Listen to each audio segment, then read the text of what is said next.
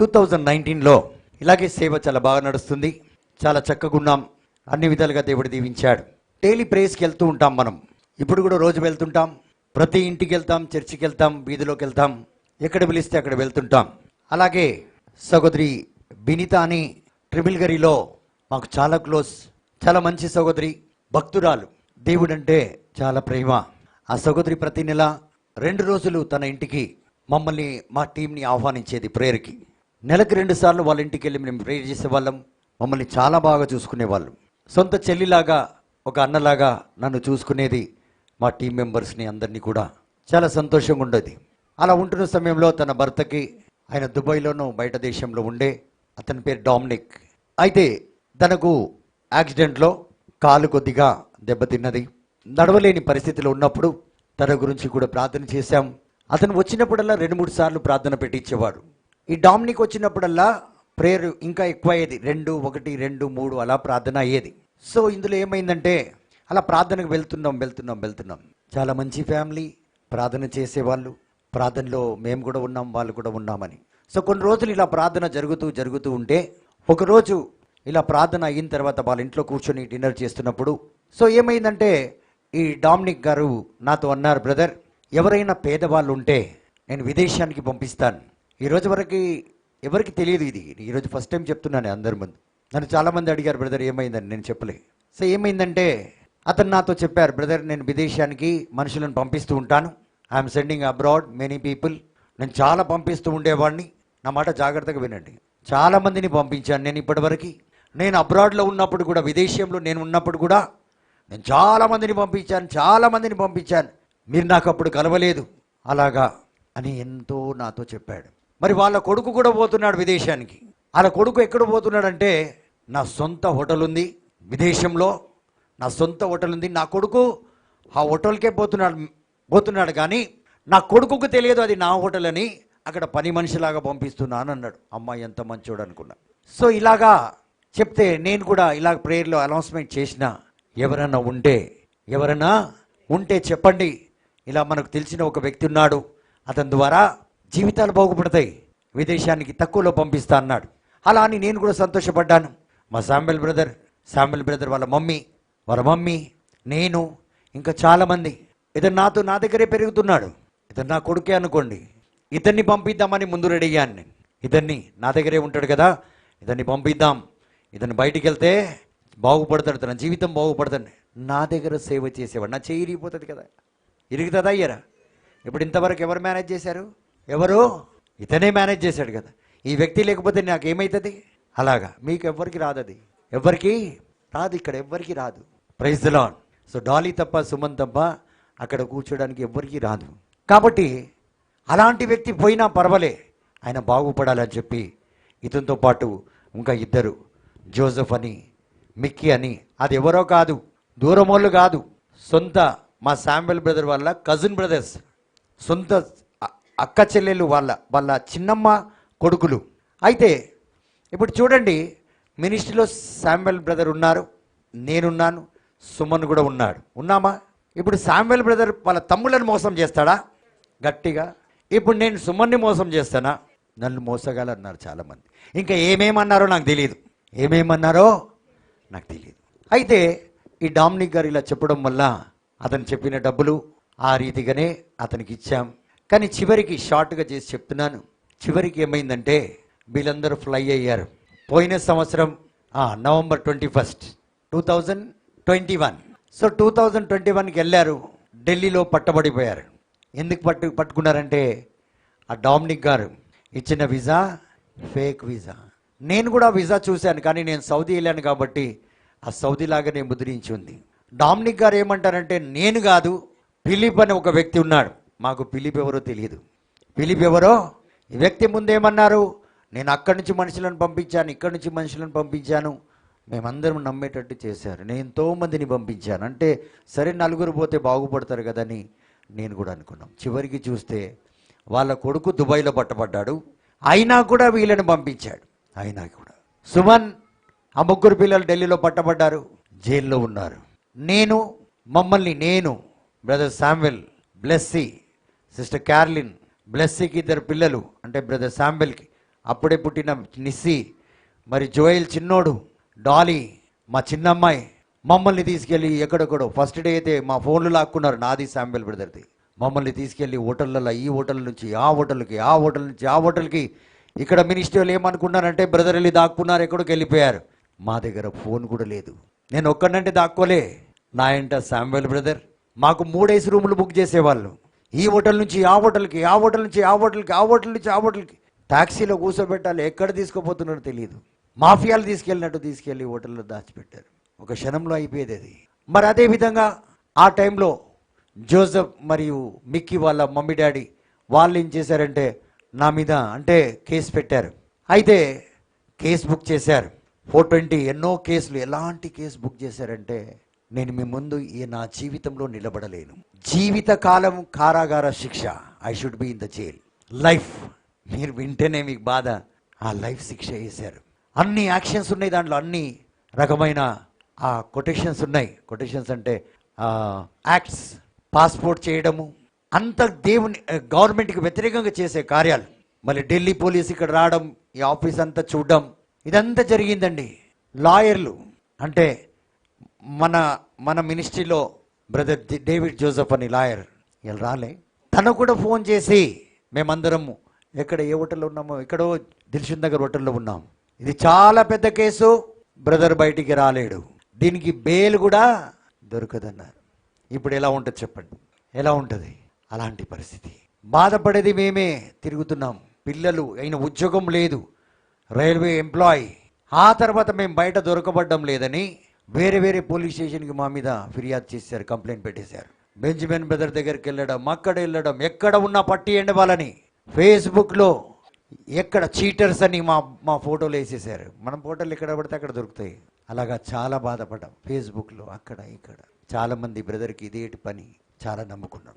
అయితే లాయర్ ఏమన్నాడు, దీనికి బేలే దొరకదన్నాడు. ఆ తర్వాత నేను అంటే ఇప్పుడు ఇలా ఉంటే బాగోదు, నేను ఎలాగైనా పోలీస్ స్టేషన్కి వెళ్ళాలి, నేను పట్టుబట్టాలి అంటే నేను వెళ్ళిపోవాలి. ఇలా దాక్కొని తిరగడం మంచిది కాదని నేను పోలీస్ స్టేషన్కి వెళ్ళాను, కన్ఫెస్ చేశాను ఇలా ఇలా అయిందని. ఆ డామినిక్ను కూడా పట్టుకున్నారు, అతన్ని కూడా పట్టుకున్నారు. ఫస్ట్ నన్ను పట్టుకున్నారు. ఇప్పుడు నేను ఎక్కడికి వెళ్ళాలి? జైలుకి. ఎక్కడికి వెళ్ళాలి? నేను జైలుకి వెళ్ళాలి. నేను వెళ్ళాను, వాళ్ళు నన్ను చూశారు, నాతో మాట్లాడారు. నువ్వు ఇన్ని రోజులు ఎందుకు దాక్కున్నావు అడుగుతున్నారు. మరి నేనేం చేయాలి? కాంప్రమైజ్కి డబ్బులు ఇద్దామంటే ఎవరైతే కేసు పెట్టారో డబ్బులు ఇచ్చిన వీసాకి వాళ్ళు తీసుకోవాలి, వాళ్ళు జైలుకే వెళ్ళాలి అంటున్నారు. అంటే నేను జైలుకే పోవాలని. ఎవరికైతే ఇప్పుడు బ్రదర్ మా శామ్యుల్ బ్రదర్ వాళ్ళ కజిన్ బ్రదర్సే మీ డబ్బులు మీరు తీసుకొని కేసు కొట్టేయండి రా బాబు అంటే వద్దు, ఆడు జైలుకే. ఎవరు? నేను మంచి మర్యాదగా చెప్పుకుంటున్నాను నా పేరు. వాళ్ళు ఏమేమో చెప్పినప్పుడు ఆ కొడుకు ఈ కొడుకు నా ముందే నేను వాళ్ళ మేలు చేయడానికి వెళితే నన్ను ఇష్టసరంగా తిట్టిండ్రు, ఇష్టం వచ్చినట్టు తిట్టిండ్రు.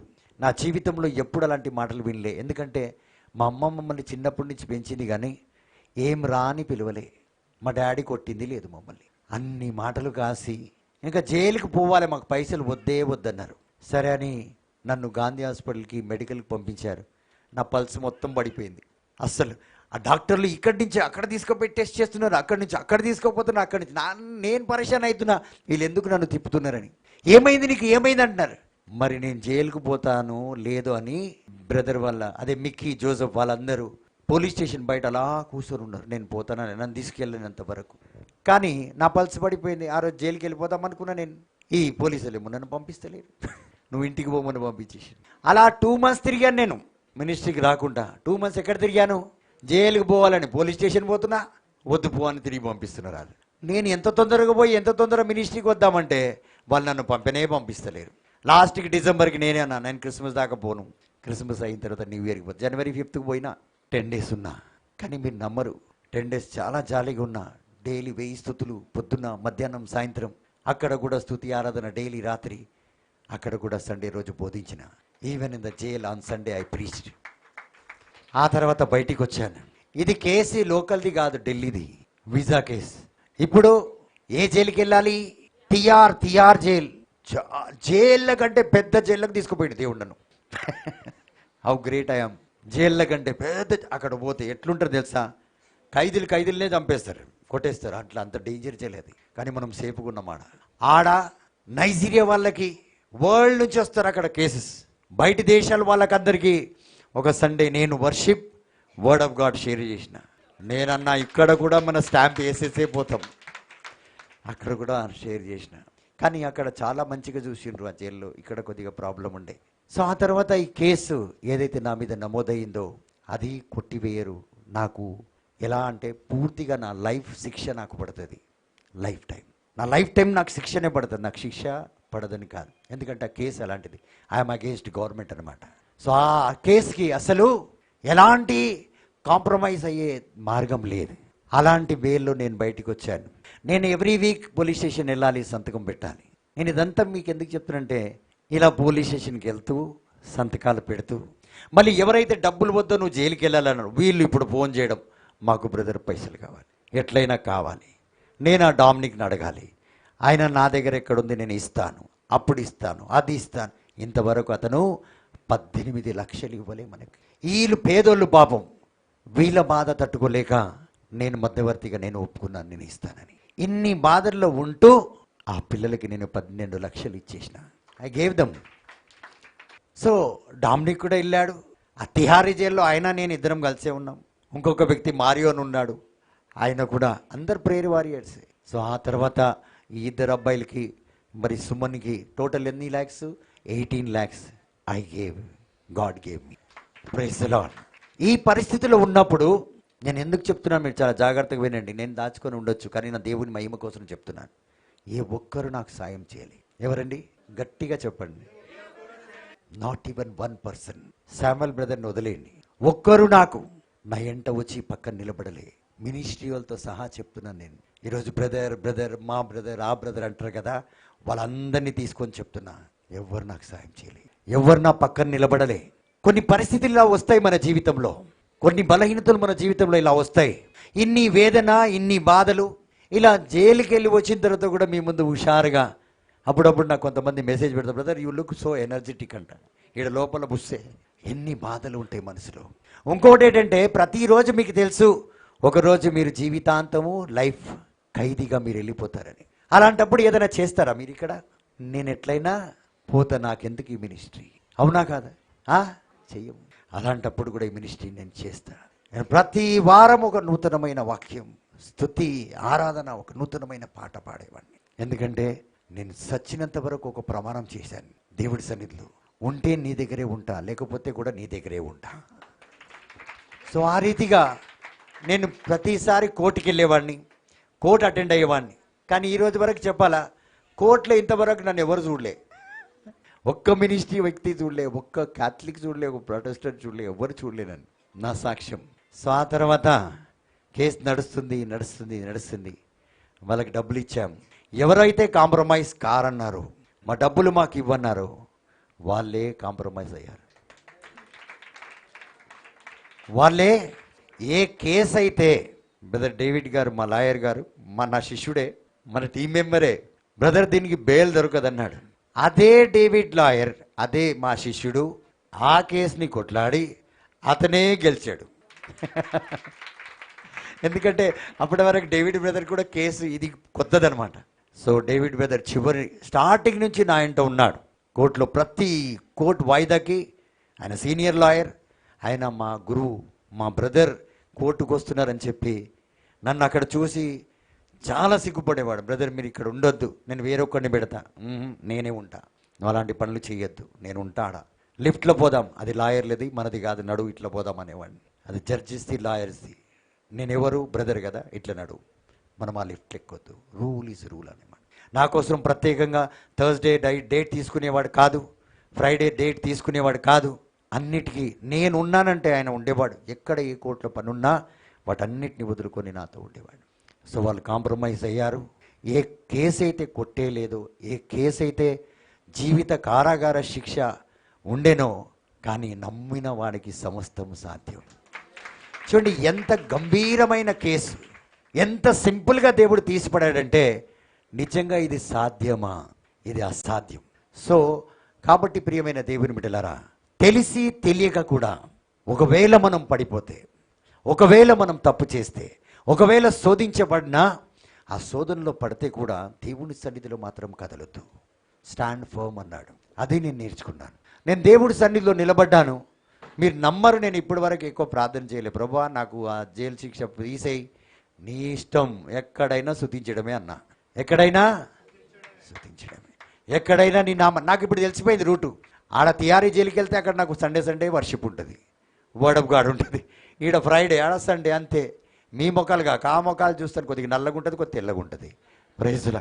మరి ఒక్కరోజు వాక్యం చెప్పినందుకే నెక్స్ట్ డే మార్నింగ్ పాలు అవి ఇవి సబ్బు పేస్టు ఏమేమో తీసుకొచ్చి ఇచ్చేస్తున్నారు అందరు నాకు.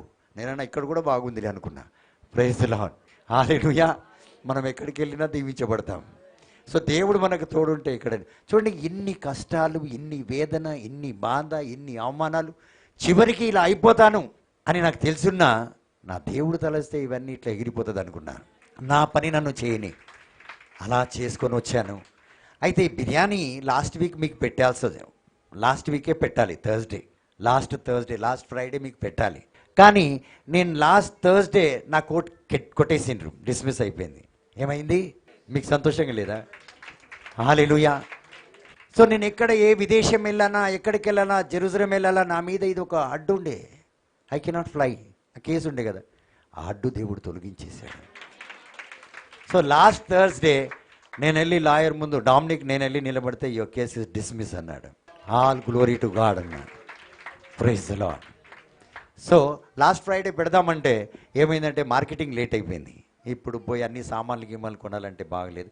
అందుకే థ్యాంక్స్ గివింగ్ ప్రేయర్ ఈరోజు మీకు ఆ దేవునికి, ఎవరైతే మనకు చూడండి, నన్ను ఒక్కడిని దేవుడు అక్కడికి పోకుండా కాపాడి, ఇందులో ఒక చాలా పెద్ద క్లూ ఉంది, చాబీ.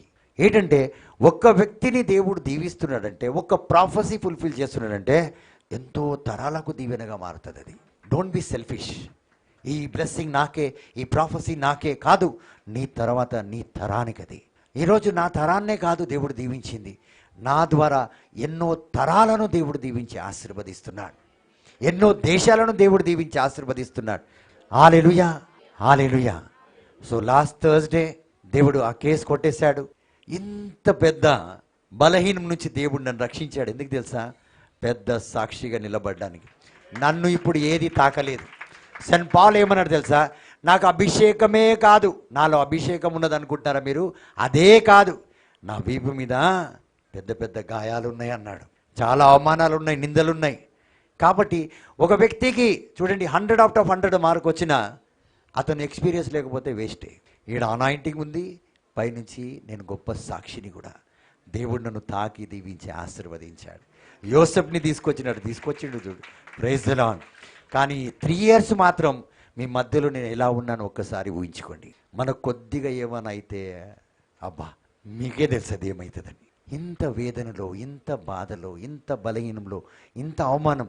పక్కోడు ఏదో అంటుంటాడు, మీ చేలిపోయిందంట కదా, ఎట్లుంటుంది మీకు? బోధిస్తారా? సో ఇలా చాలామంది నా కళ్ళెదురు కూడా ఉన్న వాళ్ళే నాకు చెప్పిండ్రు, వాళ్ళకే బోధించిన నేను. సో ఆ రీతిగా, so when you stand firm in the Lord, విశ్వాసంలో. ఎందుకంటే నాకు దేవునికి మాత్రం సత్యం తెలుసు. నాతో ఉన్నవాళ్ళు, ఇందులో ఇన్వాల్వ్ అయిన మా శామ్యుల్ బ్రదర్కి, డాలీకి, వీళ్ళకి తెలుసు ఇది ఏంటిది, ఇది ఎలా జరిగిందని. కానీ బయటలోకి తెలియదు. ఏదేదో మాట్లాడుకున్నారు. ఒకటే మాట అబ్రహాంతో దేవుడు ఏమన్నాడు? Those who curse you I will curse them అన్నాడు. Those who bless you I will bless them అన్నాడు. So many cursed me, I'm blessed. So వాళ్ళు వెనకట్లా మాట్లాడేదంతా నాకు దీవెనకరంగా మారుతూనే ఉంది, పోతూనే ఉన్నా. నేను జైలు నుంచి వచ్చిన తర్వాత కొత్త కీబోర్డ్ కొన్నా, సౌండ్ బాక్స్ కొన్నా, ఇంకా ఏమేమో కొనుక్కుంటూనే పోయినా. ప్యాడ్ కొన్నా, 5-6 లక్షల సామాన్లు, కెమెరా కొన్నా. Praise the Lord. ఇంకా కారాగార శిక్షానికి వెళ్ళాలి, నేను లైఫ్కి వెళ్ళిపోవాలి. అయినా అన్నీ సర్దేసే పోతా అనుకున్న మనసులో. అన్నీ సెట్ చేసే మీరు బాగా స్తుతించవచ్చు. నేను ఆడ హాయిగా రెస్ట్ తీసుకున్నా. మస్తు. Praise the Lord. సో దేవుడు మీ అందరినీ దీవించిన గాక.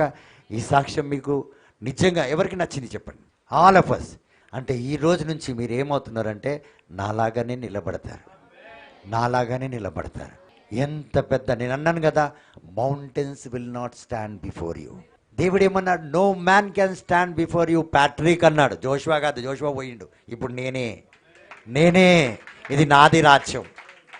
అట్లా మీరు తీసుకోవాలి. ఈరోజు మనకది ప్రాఫెసీ. ఏ మాంత్రికుడు నిలబడలేడు. సో చట్టమే నిలబడలేదు, ఆయన చట్టం నిలబడిపోయింది. సో చట్టాన్నే దేవుడు మార్చేయగలుగుతాడు. Praise the Lord. సో ఈ సాక్ష్యాన్ని దేవుడు ఏ విధంగా అయితే దీవించి ఆశీర్వదించాడో అదే విధంగా మీరు ఎక్కడెక్కడ బలహీన ఉన్నారో అక్కడల్లా మిమ్మల్ని దేవుడు దీవించి ఆశీర్వదించును గాక. Praise the lord.